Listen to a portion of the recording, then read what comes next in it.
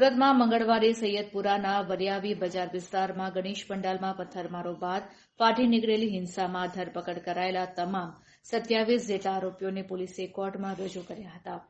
મુખ્ય જિલ્લા સરકારી વકીલ નયન સુખડાવાલાએ સમગ્ર કેસમાં પૂર્વ આયોજિત કાવતરું હોવાની શંકા દર્શાવતા દલીલો રજૂ કરી આરોપીના 14 દિવસના પોલીસ રિમાન્ડની માંગણી કરી હતી. બચાવ પક્ષ વતી 4 અલગ અલગ એડવોકેટોએ દલીલો રજૂ કરી રિમાન્ડની માંગણી નામંજૂર કરવાની માંગ કરી હતી. બંને પક્ષોની દલીલો સાંભળ્યા બાદ કોર્ટે તમામ 27 આરોપીઓના 2 દિવસના રિમાન્ડ મંજૂર કરી પોલીસ કસ્ટડીમાં મોકલી આપ્યા હતા. રિપોર્ટર સુનિલ ગાંજાવાલા, સુરત. અત્યારે લાવવામાં આવ્યા છે.